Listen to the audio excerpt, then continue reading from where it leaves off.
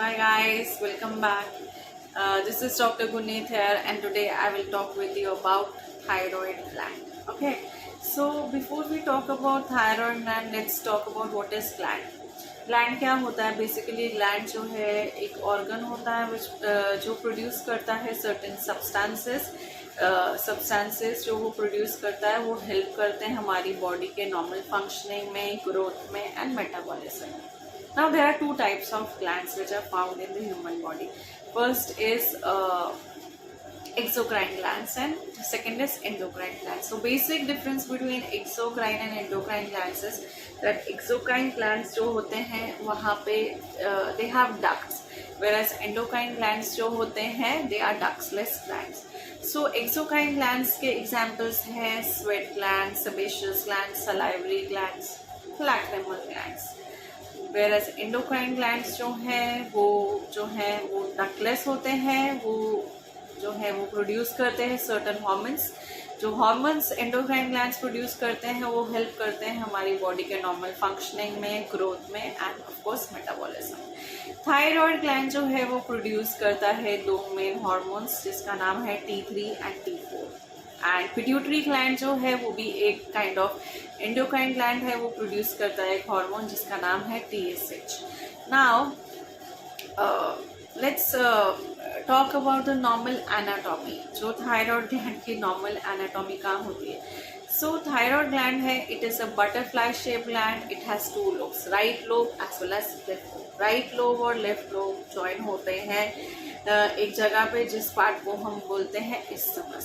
Thyroid gland जो है it is found between the second, third and tracheal rings. ये जो हमारा ट्रेकिया है उसके सेकेंड, थर्ड और फोर्थ रिंग्स के बीच में थायराइड ग्लैंड हमारा जो है वो फाइंड होता है. Now coming about the hypothyroidism and hyperthyroidism. So basically hypothyroidism क्या होता है? So hyperthyroidism means over active thyroid gland. जो हमारी बॉडी है उसमें जो ग्लैंड है थायराइड ग्लैंड वो ओवर एक्टिव है. अगर ग्लैंड ओवर एक्टिव है तो ऑब्वियसली वो ज़्यादा T3 एंड T4 प्रोड्यूस करेगा, right?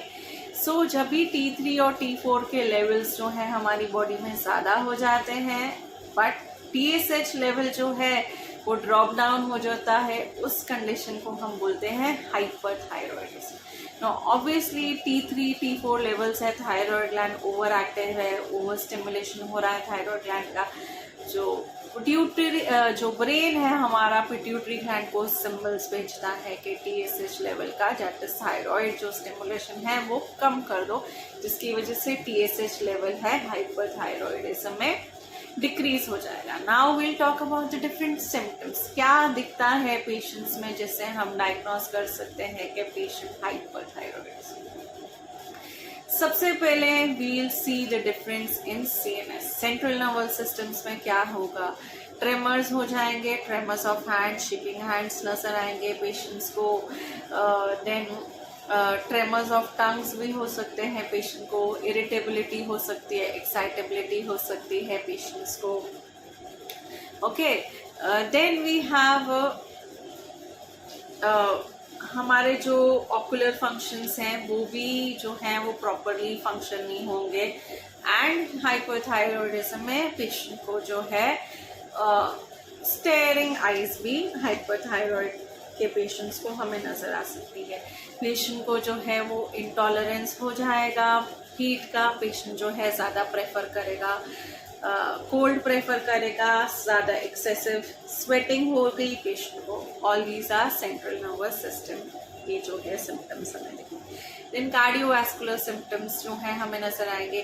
In case of severe hyperthyroidism जब पेशेंट का थायराइड का लेवल बहुत ज़्यादा होगा तो पेशेंट को जो है पाल्पिटेशंस हो सकते हैं हार्ट में, चेस्ट पेन भी हो सकता है, डिफिकल्टी इन ब्रीदिंग हो सकते हैं बिकॉज थायराइड ग्लैंड जब ज़्यादा हाइपरथायरॉयड होगा, ज़्यादा इंक्रीज हो जाएगा तो पेशेंट को डिफिकल्टी हो सकती है ब्रीदिंग में.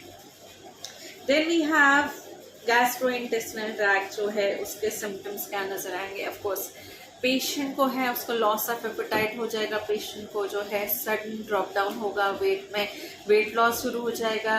Patient will wonder despite of having a good appetite patient को क्यों वेट लॉस हो रहा है, डायरिया हो सकता है पेशेंट्स को. Then we have of course menstrual abnormalities हो सकती हैं हाइपरथायरॉइड के जो पेशेंट्स को, एंड देन हेयर लॉस भी हो सकता है पेशेंट्स को with hyperthyroidism. Now we'll talk about the symptoms which we see in hypothyroidism. So hypothyroidism जो है उसमें of course जो TSH का लेवल है वो इंक्रीज हो जाएगा, whereas जो बिकॉज हाइपोथायरॉयडिज्म है तो जो थायराइड जो है प्रॉपरली फंक्शन नहीं कर पा रहा है, उसको बोलते हैं हम अंडर एक्टिव थायराइड. जो थायराइड है वो T3 और T4 जो है वो प्रॉपरली प्रोड्यूस नहीं कर पा रहा बिकॉज वो एक्टिव नहीं है इतना. सो जो हाइपोथायरॉयडिज्म में T3 के T4 के लेवल्स हैं जो है वो नॉर्मल अपीयर हो सकता है, वेयरएज जो TSH के लेवल्स हैं वो इंक्रीज हो जाएंगे. ऑब्वियसली जो T3 और T4 है थायराइड ग्लैंड प्रॉपरली फंक्शन नहीं कर पाया तो अगेन जो हमारा ब्रेन है वो पिट्यूटरी ग्लैंड को सिंबल भेजेगा जिसकी वजह से TSH लेवल है इंक्रीज हो जाएगा hypothyroidism. Now let's talk about the different symptoms which we see in hypothyroid patients. सबसे पहले जो है पेशेंट का जो है डिपोजिशन हो जाएगा फैट का बहुत ज़्यादा. Despite of having a normal appetite patient को बहुत ज़्यादा वेट गेन हो सकता है. देन पेशेंट को है इंटॉलरेंस टू कोल्ड होता है, पेशेंट जो है वो प्रेफर करता है हीट को. Then hoarseness of the voice, बहुत होर्स वॉइस हो सकती है पेशेंट्स की. लेथार्जीनेस हो सकता है, फटीग हो सकता है. इम्यूनिटी जो है पेशेंट की वो कम हो सकती है. मेंस्ट्रुअल डिस्टर्बेंसेस हो सकते हैं पेशेंट को. देन अगेन हेयर लॉस जो है पेशेंट्स को थायराइड में हो सकता है. Now we talk about the different diseases of thyroid gland. Now let's say thyroid, whether it is hypothyroidism or hyperthyroidism.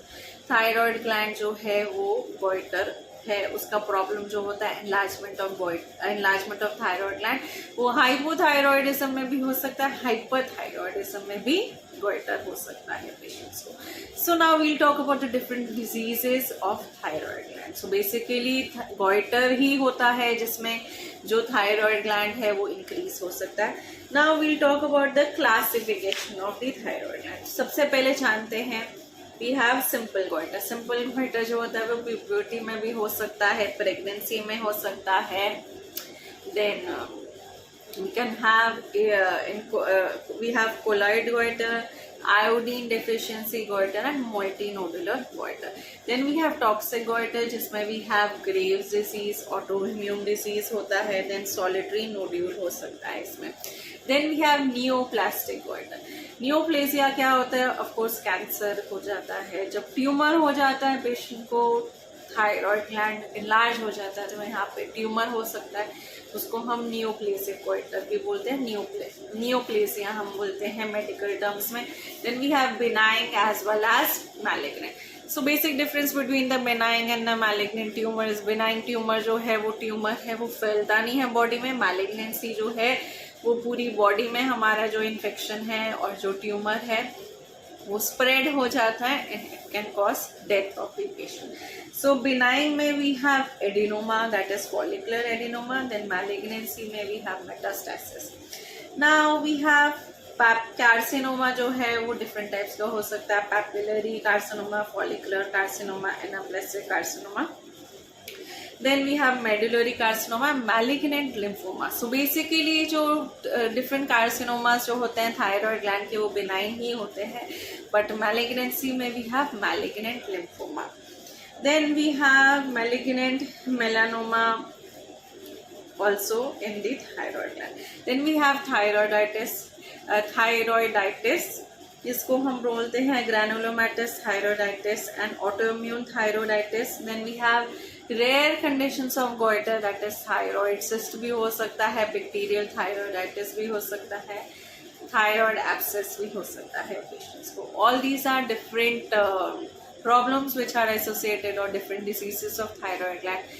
So friends, in our next video we'll talk about the two important thyroid diseases के बारे में हम discuss करेंगे, that is multinodular goitre as well as Graves disease के बारे में हम discuss करेंगे. उसके सिम्टम्स एंड मैनेजमेंट के ऊपर will discuss. Now Dear friends, if you like my video, then please do subscribe for my channel. Thank you. Take care. Bye bye.